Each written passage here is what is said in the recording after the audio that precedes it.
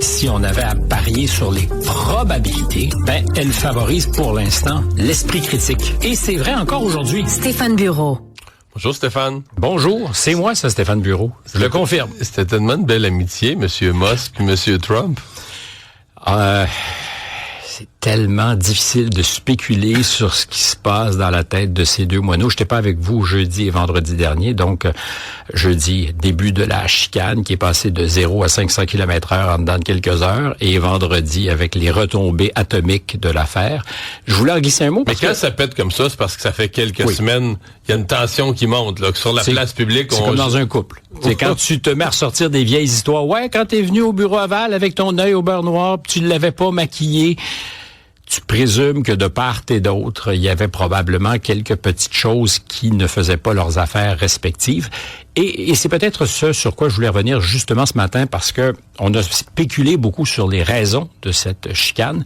Alors, on a dit, par exemple, c'est le mécontentement de Elon Musk après le passage du Big Beautiful Bill, ce projet de loi budgétaire qui semblait effacer les gains, aussi petits fussent-ils, obtenus par le Doge. Puis je dis aussi petit fussent-ils, ça reste que si c'est fondé, qu'ils ont réussi à aller chercher 150 à 200 milliards de dollars. C'est énorme. C'est énorme. Mais c'est parce que le déficit est tellement énorme que tout a l'air petit. Mais fondamentalement, quand tu y penses, c'est beaucoup d'argent. Et dans un contexte où tous ceux qui ont promis de réduire la taille de l'État, quelles que soient leurs affiliations politiques, et quel que soit le pays, ont très rarement réussi. Il y a l'Argentine, avec sa méthode radicale qui le fait, avec des résultats qu'on commence à mesurer. Mais aux États-Unis, il y a des forces de résistance, évidemment, au sein de l'administration, au sein de la fonction publique, qui se sont déployées. Alors, donc, on disait, c'est parce qu'il est frustré qu'on n'a pas inscrit dans la loi les compressions budgétaires qui avaient été obtenues de façon exécutive par l'administration, de façon à ce que ça soit pérenne, qu'on réussisse à accumuler un peu comme des intérêts composés qui finissent par donner quelque part à un moment donné des résultats. Moi, je pense que ça remonte, la première vraie chicane entre Trump et Musk, c'était en décembre dernier. Je sais pas si tu t'en souviens, c'était autour de la question des visas donnés à des travailleurs spécialisés dont le marché américain a besoin, et particulièrement les grandes industries technologiques. Et il y avait comme Tesla, mettons pour n'en nommer qu'une. Mais ça pourrait être Google, ça pourrait être Meta, ça sont donc des programmeurs, des ingénieurs informaticiens, tous ces gens qui existent aux États-Unis, mais qui aussi existent ailleurs dans le monde et qui ont faim de succès aux États-Unis. Donc des Indiens, des Chinois, parce qu'il y a des Chinois qui travaillent aux États-Unis. Et Musk avait dit on ne peut pas se passer de cette immigration qualifiée. Puis au départ, Trump avait un peu résisté et s'était rallié en disant c'est vrai que l'immigration qualifiée, on en a besoin. C'est un fait. On a besoin aussi de travailleurs de la construction aux États-Unis. Mais ces travailleurs qui font avancer appelons ça la quatrième grande révolution industrielle, ils en ont besoin. Et pour tous ceux qui étaient derrière Trump en termes de grandes industries technologiques, c'est une priorité. Et je pense, et ça nous ramènera à ce qui se passe depuis vendredi à Los Angeles, les émeutes, je sais pas si on peut parler d'émeutes, mais en tout cas des débordements violents entre policiers et manifestants sur la question de l'immigration. Je pense que c'est lié.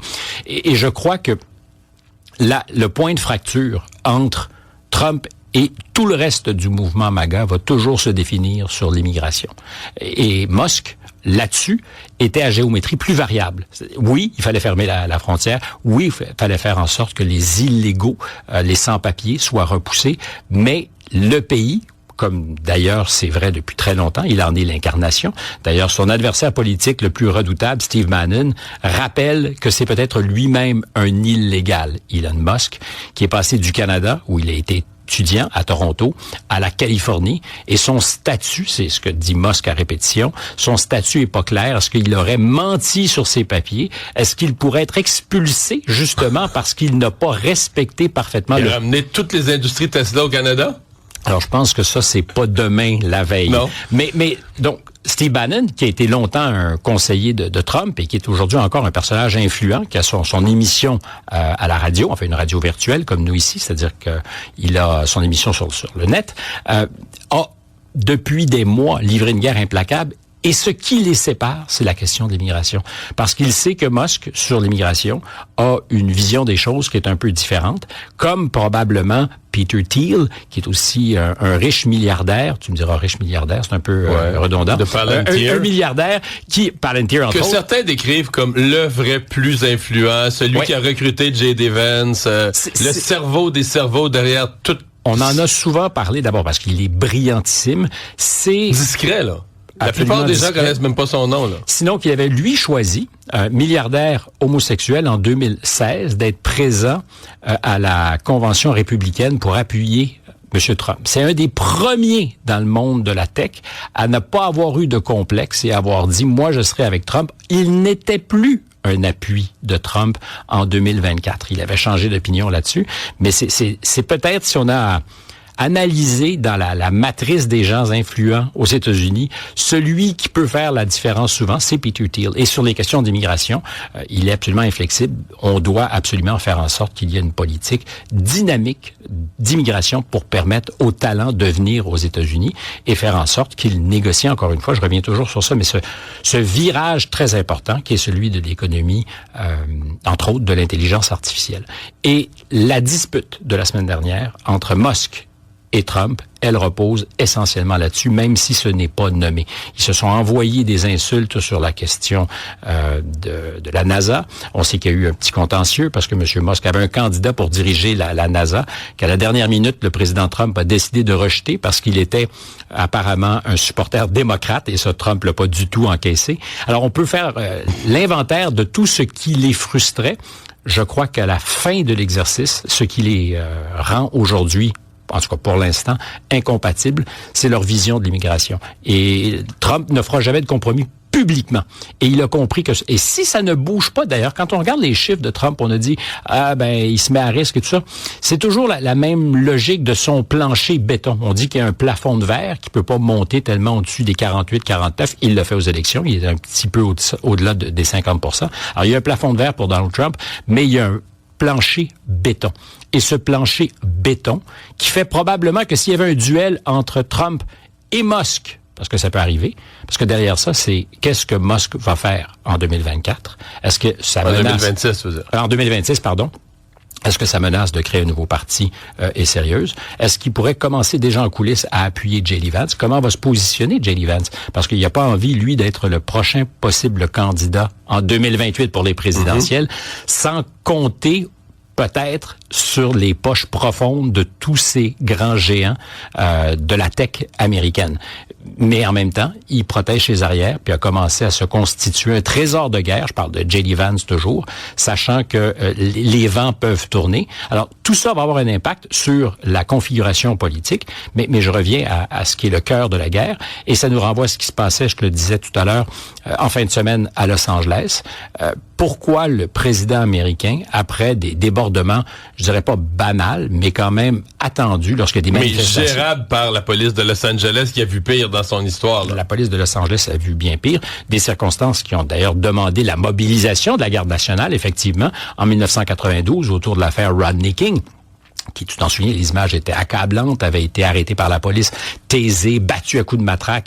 Et quand les policiers avaient été acquittés, ça avait engendré un mouvement de protestation dans la ville. Et là, la ville était peut-être pas à feu à sang, mais ça brûlait. On parle d'édifices qui avaient été incendiés, de quartiers entiers où il n'y avait plus d'ordre d'autorité de l'État. Et la garde nationale avait été mobilisée à la demande des autorités locales. Parce que le bras de fer en ce moment, c'est entre le gouverneur démocrate, M. Newsom, et... Peut-être candidat démocrate à la présidence un jour? Je sais pas si c'est peut-être. Moi, je serais plutôt tenté de dire probablement, que c'est... Oui, c'est probablement. Et c'est un très bon politique, mais c'est lui qui a l'autorité sur la garde nationale. Et c'est vraiment des dispositions, je dirais, fines et connues de personnes qui ont permis au président Trump de mobiliser. Mais aux premiers échanges vraiment violents entre manifestants et les forces de l'ordre à Los Angeles, a rapidement dit, je vais mobiliser la garde nationale. Pourquoi? D'abord, pour faire la nique à la maire de Los Angeles, Karen Bass, qui est une figure déjà contestée et contestable, pour s'opposer au gouverneur qui aurait l'autorité sur la garde nationale, et dire, sur les questions d'immigration, d'ordre et de loi, nous sommes inflexible. Il y a absolument rien qui ne sera toléré. Parce que où avaient lieu les manifestations? C'était devant un centre de détention fédéral où étaient emprisonnés temporairement les gens qui sont arrêtés par la police des frontières. Et c'est là que ça a commencé, mouvement de protestation sur les méthodes musclées de l'administration Trump. Non seulement il ne va pas les désavouer, ces méthodes musclées, le président, il va mettre en scène sa volonté inflexible jusqu'à mobiliser, mais comme, encore une fois, sur pas grand-chose. Je ne dis pas que c'est insignifiant, mais on se parlait la semaine dernière des émeutes à Paris après la victoire du PSG. Je sais pas si tu t'en souviens. Oui. Autour de chez moi, il y a eu moi j'ai vu le lendemain matin une dizaine de voitures brûlées. CNN était en direct sur la première voiture qui a été incendiée à Los Angeles. C'est jamais ordinaire quand ça arrive. Et ça devenait l'image marquante de ce que la ville était à risque. Alors, il y a eu des débordements, ça s'est déplacé. Mais encore une fois, comme tu le disais, dans l'ordre des choses, c'est pas la fin du monde. Et la police de Los Angeles, qui est pas réputée tendre, était capable de prendre en main les choses. Mais pourquoi Trump était prêt à à une confrontation, et s'il le fallait même d'ajouter un peu d'huile sur le feu, c'est parce qu'elle est payante politiquement pour lui. Je reviens à sa base de béton. C'est cette idée qu'il y a des enjeux sur lesquels on ne fait aucun compromis. L'immigration, l'image, c'est que c'est quasiment comme si l'image, c'est que les immigrants illégaux veulent prendre le contrôle du pays, veulent prendre les rues. C'est exactement ça. Puis en disant, je mobilise la garde parce qu'il y a un danger d'insurrection.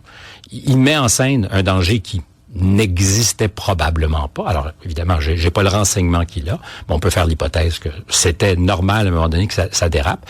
Pas nécessairement heureux, mais normal.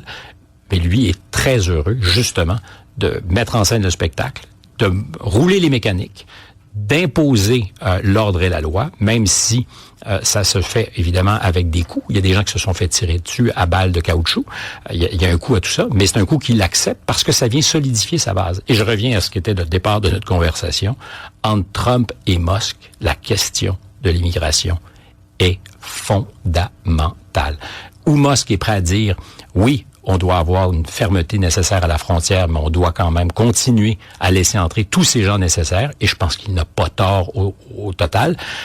Il y a un Trump qui dit, moi, franchement, je préfère fermer, puis on posera les questions derrière. Puis si on a des problèmes de main-d'œuvre, on trouvera une solution.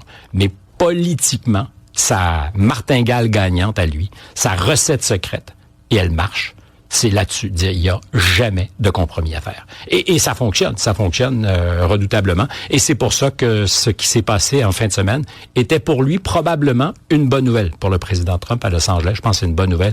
Il dit, regardez comment je me tiens debout devant ces démocrates de la Californie qui sont dévoyés, qui sont incapables de faire respecter l'ordre et la loi. Regardez, c'est ça que vous voulez? C'est la Californie que vous voulez? Non. Ben, moi, j'ai pris les moyens. À suivre. Merci Stéphane. Bonne journée. C'était un plaisir. À demain.